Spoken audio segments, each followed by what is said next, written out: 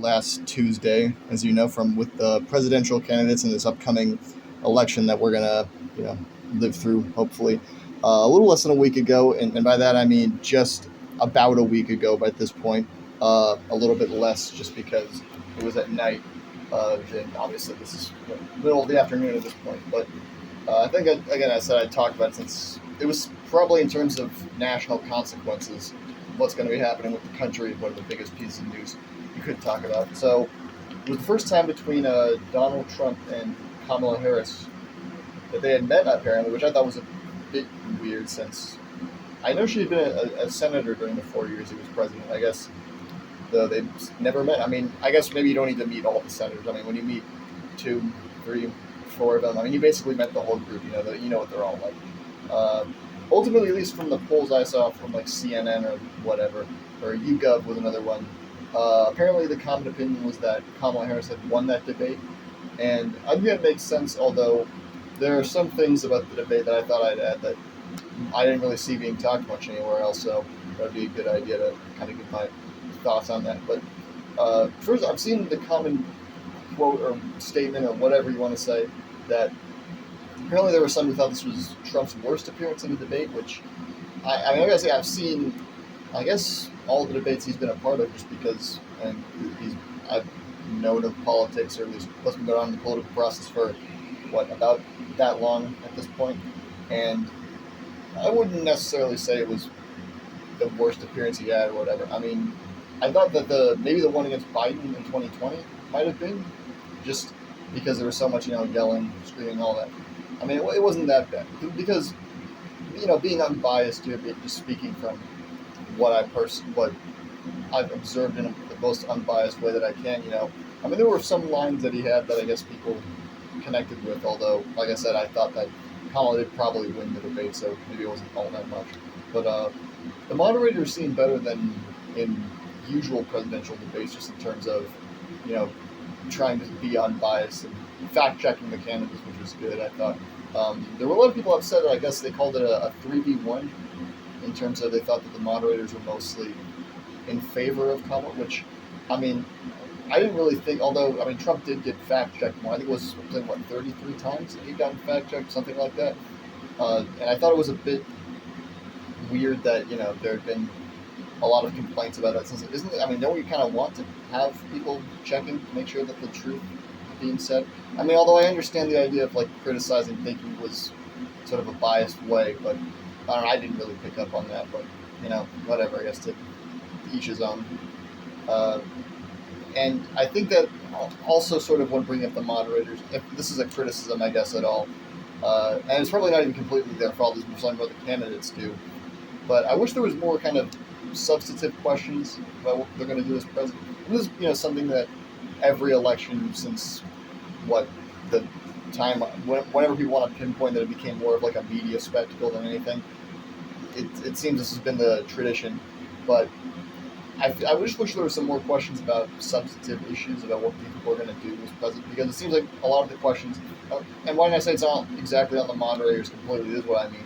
A lot of the responses from the candidates are more kind of trying to slam dunk the other guy, which, okay, I mean, it's a show more than anything. I mean, that's kind of what televised debates are going to be, a show. They're trying to get in the moments that people are going to be reposting on the internet, so you can understand that, but I kind of would wish that there would be less of it. And, even though I said, to be fair, that just to, again, to be kind of unbiased here, that I thought that Kamala probably won the debate, and I think she kind of took the bait for more of those questions more often in terms of trying to do it into a slam dunk comeback, epic roast moment. I mean, I was checking social media shortly after the debate, or even somewhat during the debate, since I didn't really watch the whole thing, and it seemed that pretty much most of the things, at least when we're getting a lot of responses, were those kind of set up, slam dunk type answers. I keep calling it that. It was maybe that's not the best terminology, because maybe it doesn't make a lot of sense in the context here, but just that seemed to be what most people were sharing and talking about.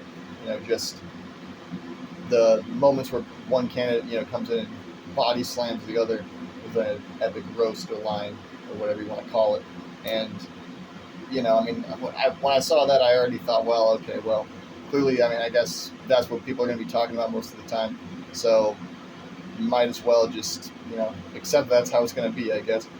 And I hate to make that observation because it seems to be the most, cliched observation you can possibly make, and that it is that these, the debates focus so much time on that. But I mean, hey, it's true. I mean, I haven't said it yet, and I think the main thing people took away, the one thing that got more interaction on social media or anything like that than any of the big slam dunk lines I called them, was some of the responses that Trump gave. Although mainly they're eating the dogs, they're eating the cats, in reference to the Haitian immigrants in Springfield, Ohio, I believe was the exact term the exact city that was referenced. And yeah, I mean, I know everyone's already said it, but I don't really get what that answer was. I mean, like, even if that was true, I don't really get how it connects into what kind of point it's making. I mean, because the people who are going to be super against illegal immigration, I don't think really need that story to pepper things up or anything like that. And there's all the debate of whether or not it was real or not, which I believe the mayor of the town has said was incorrect. That's not happening. So, there you go. I guess there's your answer. But not everyone's going to take that, just at face value. But that's what you get there.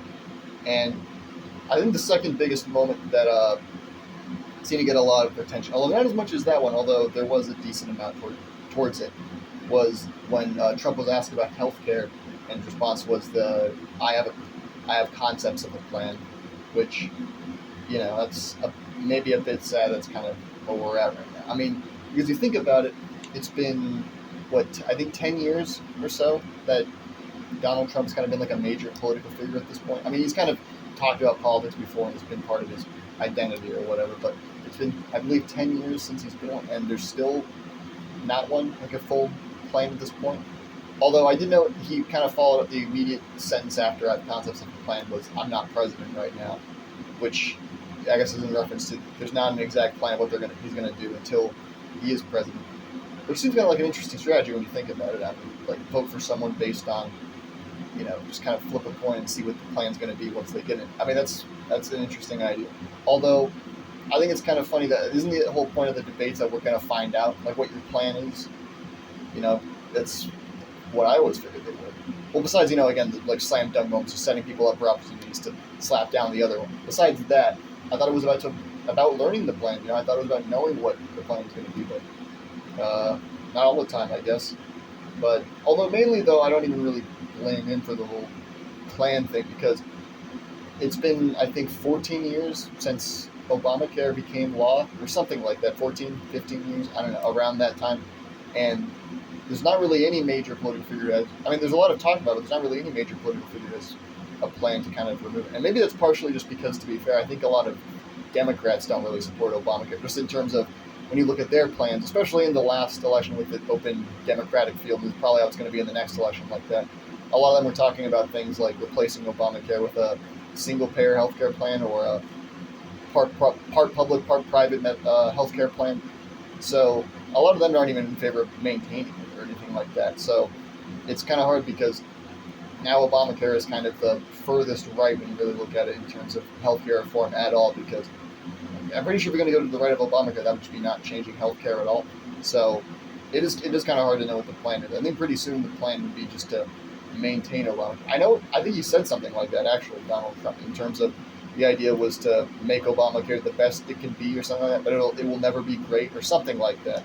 So, yeah, I guess we're at a point where it's the Republicans were kind of more in favor of keeping Obamacare. We'll see, I guess. But ultimately, after all this went down, Trump had said he would not participate in a second debate with Kamala, which I thought was a bit weird, since I thought he would have wanted like a redo of the last debate, but apparently not. And on Truth Social, I saw that Donald Trump had said, and I quote, "When a prize fighter loses a fight, the first words out of his mouth are, 'I want a rematch.'" Okay, I mean, that's, logic, I guess, that he's using there, because Kamala did straight up, or the Democratic Party in a statement, whoever, someone said it, that there should be another debate, which a lot of, probably does come from wanting to just repeat this debate, but also because there are traditionally, 3 debates, I think, between the presidential candidates, and we already had one, I guess, back in June. It feels like a lifetime ago now at this point, but there already was one. Now there's talk of a second one, I guess, so between Trump and Kamala. That's not happening. I doubt it because Trump said no, and apparently from an article I read from The Hill, I believe it was, there was discussion of a lot of Republicans in Congress or in planning. We're hoping there would be another debate because they wanted to recover from this one, but that's not how Trump played the game, I guess. So now that was the last one, which seems a bit weird also because when you think about it, usually, especially the last election season, the last debate was what, October or something, late October, 2 weeks from the election, something like that. And now the last debate is before any of the debates usually take place in the presidential election season. So you got to go back to thinking kind of what started all this again of the weird scheduling of the debates. Well, it started with that debate in June between Joe Biden and Donald Trump, and I don't even remember why they did it then, I guess. But it started all the way back then, and kind of spiraled into, well, we have our debates 2 months before the election, at the earliest. Which is kind of funny because then you look at countries like the United Kingdom, we'll do a comparison here, who had their election earlier this year. That feels like a while ago at this point too, and their campaign started in something like mid-May and ended in early July. They do an entire election campaign in the span of a month and a half. Whereas at this point, it's been a year and a half since people started announcing their candidacies and stuff, and we're not even at the real meat of things yet. So I think I just wanted to say, maybe we can take a page from their book. I mean, they've taken a lot from ours, it seems like, but maybe we can take one from theirs. Just how we can maybe make these things not take half the country's existence, half the term of the person who gets elected, something like that. And then, I guess in conclusion, the election's still a while from now, but I'm just saying I'm going to hope for or maybe I won't personally hope for, just in terms of I don't want to get involved here, but I think the Republicans will probably hope for like a slam dunk knockout with this vice presidential debate in October, which is still happening because that seems to be the best bet at this point to kind of recover some of the ground, but only time will tell.